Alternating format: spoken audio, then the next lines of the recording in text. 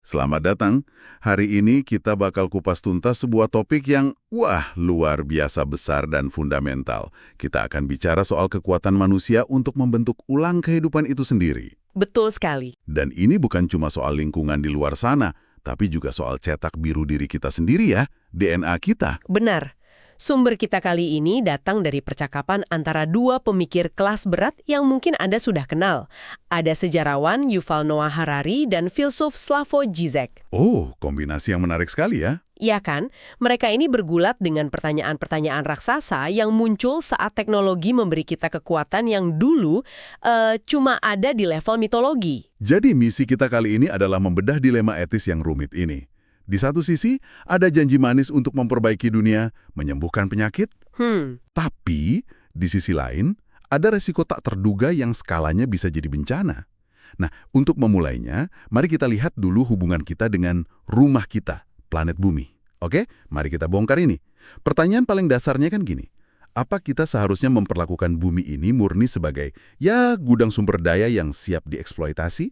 Ambil semua sesuka kita gitu ya? Betul. Kayu, minyak, mineral, hajar terus. Nah, argumen inti dari Harari di sini sangat menarik menurut saya. Menurutnya, jawaban yang paling bijak adalah moderasi. Moderasi, oke. Tapi bukan moderasi karena alasan sentimental atau cinta alam yang klise. Alasan utamanya adalah kerendahan hati. Kerendahan hati. Iya, dia menekankan bahwa alam dan juga diri kita sendiri adalah sistem yang luar biasa kompleks. Dan langkah pertama dari kebijaksanaan adalah mengakui kita tidak benar-benar paham cara kerjanya. Dan dia punya analogi yang tajam bahwat untuk ini. Dia bilang, lihat saja ide-ide baik dalam sejarah. Ambil contoh cinta kasih dalam kekristenan. Idenya kan sangat mulia ya kan? Sangat mulia. Tapi ketika didorong ke titik paling ekstrim, apa yang terjadi? Muncul inkuisisi, perang salib, pembakaran para bidah. Jadi yang baik pun kalau ekstrim jadi berbahaya. Tepat. Jadi seringkali moralitas sejati itu ada di tengah, bukan di ujung-ujung spektrum. Anda menangkap poin kuncinya. Dan Harari membawa logika ini lebih jauh lagi saat dia mengkritik eksperimen pikiran seperti masalah troli. Oh, yang itu ya. Dilema klasik di kelas filsafat. Ada troli lepas kendali, bakal menabrak 5 orang. Tapi Anda bisa tarik tuas buat belokin ke jalur lain, di mana cuma ada 1 orang. Tarik atau tidak? Tepat sekali. Nah, Harari berpendapat bahwa di dunia nyata, dalam sejarah, pilihan binar yang bersih seperti itu, korbankan 1 untuk selamatkan 5, itu hampir tidak pernah ada. Oh, begitu. Menurutnya itu hampir selalu merupakan jebakan propaganda. Jebakan. Iya, jebakan yang dirancang untuk memaksa kita masuk ke dalam kerangka berpikir yang sempit dan membenarkan tindakan ekstrim. Oke, ini ide yang nggak pernah kepikiran sama saya. Jadi, dilema pilih satu atau yang lain itu sebenarnya jebakan psikologis. Dia ada kasih contoh nyata. Ada. Dan contohnya sangat relevan. Dia menunjuk pada situasi di Ukraina, di mana satu pihak pada dasarnya menyajikan pilihan.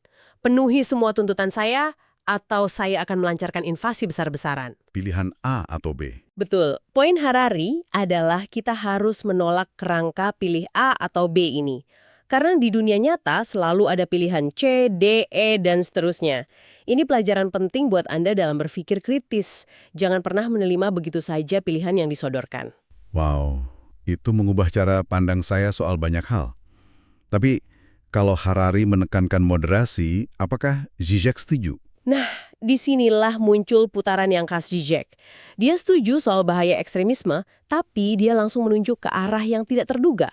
Dia memperingatkan tentang bentuk ekstremisme lain yang justru tersembunyi.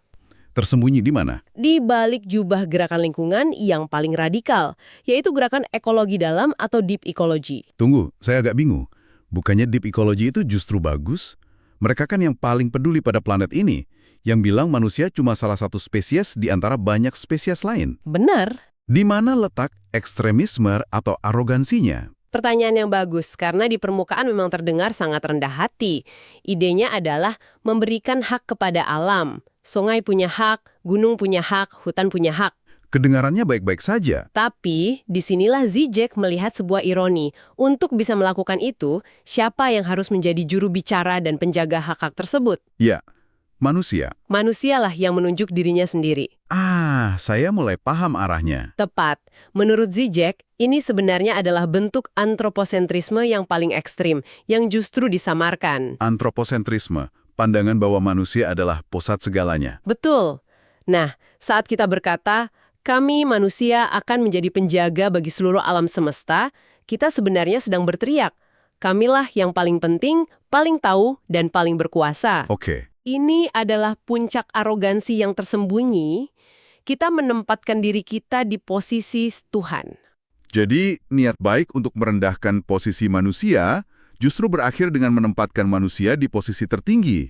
Ini membawa kita ke peringatan klasik Zizek ya, yang sering disebut peringatan ala Hegelian. Persis. Sederhananya, peringatan itu adalah hati-hati dengan rencana besar untuk menyelamatkan dunia. Sejarah itu penuh dengan contoh tragis di mana niat paling mulia justru melahirkan kebalikannya. Seperti Revolusi Prancis. Benar, ingin kebebasan, persamaan, persaudaraan, tapi malah berakhir dengan teror giltin. Upaya emansipasi Soviet untuk menciptakan masyarakat tanpa kelas, malah melahirkan Gulag dan Stalinisme. Intinya, selalu ada akibat tak terduga yang nggak bisa kita hindari. Ini pemikiran yang bikin merinding ya. Kalau kita saja begitu kikuk dan sering gagal saat mencoba mengelola alam di luar sana, apa jadinya kalau kita mulai mengutak-atik alam yang ada di dalam diri kita? Nah, disinilah Harari dan Zizek membawa kita ke level berikutnya, ke ranah biogenetika. Dan disinilah Harari melontarkan sebuah gagasan yang benar-benar mengubah permainan. Dia mengatakan bahwa kita mungkin adalah generasi terakhir Homo sapiens. Wow. Kita berada di ambang batas untuk menciptakan bentuk kehidupan anorganik pertama setelah 4 miliar tahun evolusi biokimia organik. Tunggu. Kehidupan anorganik maksudnya apa? Robot dengan kesadaran, kecerdasan buatan yang hidup di dalam komputer? Bisa jadi. Ini kan berarti kita sedang menulis ulang aturan paling dasar dari kehidupan itu sendiri. Dari amuba sampai dinosaurus, semuanya kan berbasis karbon. Tepat sekali. Itulah skala perubahannya. Selama ini, semua kehidupan di bumi hanyalah variasi dari tema yang sama. DNA, protein, senyawa organik. Sekarang, untuk pertama kalinya, kita mungkin bisa menciptakan entitas yang cerdas dan hidup dari bahan yang sama sekali berbeda. Silikon, kode, sirkuit listrik. Ini bukan lagi babak baru dalam sejarah. Ini adalah buku yang sama sekali baru. Efeknya ngeri juga kalau dipikir-pikir. Artinya, untuk pertama kalinya dalam sejarah, sebuah ideologi politik, katakanlah sebuah rejim totaliter, bisa mengubah arah evolusi biologis itu sendiri. Itulah ketakutan terbesarnya. Harari mengajak kita membayangkan Stalin abad ke-21. Stalin yang asli di abad ke-20 punya cita-cita menciptakan manusia Soviet baru yang patuh dan produktif. Iya, lewat rekayasa sosial. Propaganda, pendidikan, kam kerja paksa, tapi dia gagal karena biologi manusia tetap keras kepala. Orang tetap punya keinginan bebas, cinta, dan spiritualitas. Tapi diktator masa depan? Diktator masa depan tidak lagi terikat oleh batasan itu. Dia akan punya alat rekayasa genetika, seperti CRISPR. CRISPR ya? Betul. CRISPR ini pada dasarnya seperti fungsi cari dan ganti di Microsoft Word, tapi untuk DNA. Dia bisa secara harfiah mencoba mengedit gen manusia untuk menghilangkan sifat pembangkang atau menanamkan kepatuhan absolut. Serius? Ini beneran terjadi? Kedengarannya seperti plot film horor murahan. Justru itu. Tapi ini menunjukkan bahwa ide gila semacam ini bukan fiksi ilmiah, tapi sudah ada sejak lama. Yang kurang cuma teknologinya. Persis. Dan ini yang membuat anekdot dari Zizek begitu mengerikan sekaligus relevan. Ternyata Stalin di akhir tahun 1920-an benar-benar sudah mencoba menciptakan ras pekerja hibrida yang super patuh.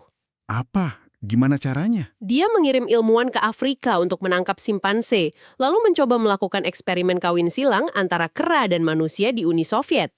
Astaga. Proyek itu gagal total tentu saja, tapi hasrat gila untuk merekayasa ulang manusia itu nyata. Ini gila. Ini membawa kita langsung ke gagasan Zizek tentang era pasca alam. Dia pakai metafora dari film fiksi ilmiah Moonfall. Benar, di mana para astronot menemukan bahwa bulan ternyata bukan benda alami, melainkan sebuah konstruksi buatan raksasa. Pelajarannya adalah, begitu kita tahu sesuatu bisa direkayasa, cara kita memandangnya akan berubah selamanya. Jadi alam bukan lagi sesuatu yang sakral ya? Tepat. Alam, termasuk alam manusia, menjadi sekedar sekumpulan algoritma lain yang bisa diutak-atik, didebug, dan dioptimalkan. Dan disinilah letak bahaya terbesar yang diidentifikasi oleh Harari. Ini mungkin poin terpenting untuk Anda renungkan. Oke. Risikonya bukanlah kita gagal meningkatkan manusia, tapi kita justru akan menurunkan derajat kemanusiaan, downgrade. Downgrade. Maksudnya gimana? Bukannya tujuan dari rekayasa genetika itu untuk upgrade? Bikin kita lebih pintar, lebih kuat, bebas penyakit? Itu janjinya. Tapi coba pikirkan, siapa yang akan memegang kendali teknologi ini pertama kali? Kemungkinan besar adalah militer atau perusahaan besar. Oke. Apa yang mereka anggap sebagai peningkatan? Mereka akan memilih sifat-sifat yang berguna bagi mereka, seperti kecerdasan untuk memecahkan masalah, disiplin untuk mengikuti perintah, fokus untuk bekerja berjam-jam. Oke, masuk akal dari sudut pandang mereka. Tapi bagaimana dengan sifat-sifat manusia lainnya? Welas asih, kepekaan artistik, spiritualitas, kemampuan untuk meragukan otoritas, bahkan rasa humor. Dari sudut pandang seorang jenderal atau CEO yang terobsesi efisiensi, sifat-sifat itu bisa dianggap sebagai bug atau fitur yang tidak relevan bahkan penghambat. Dan perlahan-lahan. Dan secara perlahan, sifat-sifat itu bisa saja disingkirkan dari genom manusia. Jadi bukan cuma soal welas asih, kemampuan kita untuk bengong, melamun, atau rasa penasaran kita pada hal-hal yang tidak berguna, bisa jadi dianggap tidak efisien oleh sebuah rejim dan secara perlahan dihapus dari cetak biru kita. Begitu? Tepat sekali. Ini seperti kita punya resep kue warisan nenek yang sudah sempurna turun-temurun dengan puluhan bahan yang interaksinya kompleks. Oke. Tinggi kolesterol ganti dengan zat sintetis. Kayu manis tidak punya fungsi nutrisi esensial, buang saja. Persis. Mungkin hasil akhirnya adalah kue yang secara teknis lebih efisien atau lebih sehat. Tapi rasanya jadi hambar dan kehilangan jiwanya. Itulah yang bisa terjadi pada manusia. Analogi itu sangat mengena. Ini seperti analogi ekosistem yang mereka gunakan juga ya. Kita tahu kalau kita membangun bendungan di sungai, kita bisa memperkirakan efek langsungnya. Dapat listrik. Benar. Tapi kita hampir pasti akan melewatkan puluhan konsekuensi tak terduga lainnya. Spesies ikan punah, pola migrasi burung berubah, kesuburan tanah di hilir menurun. Dan hal yang sama berlaku untuk ekosistem internal kita, otak dan DNA kita. Sungguh berbahaya untuk mulai mengutak-atik sesuatu yang begitu berharga, yang bahkan belum kita pahami sepenuhnya.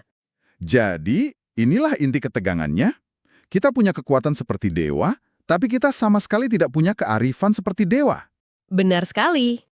Pembahasan tadi benar-benar menggarisbawahi pentingnya kehati-hatian terhadap segala bentuk ekstremisme dan rencana-rencana agung, baik itu untuk planet kita maupun untuk biologi kita sendiri.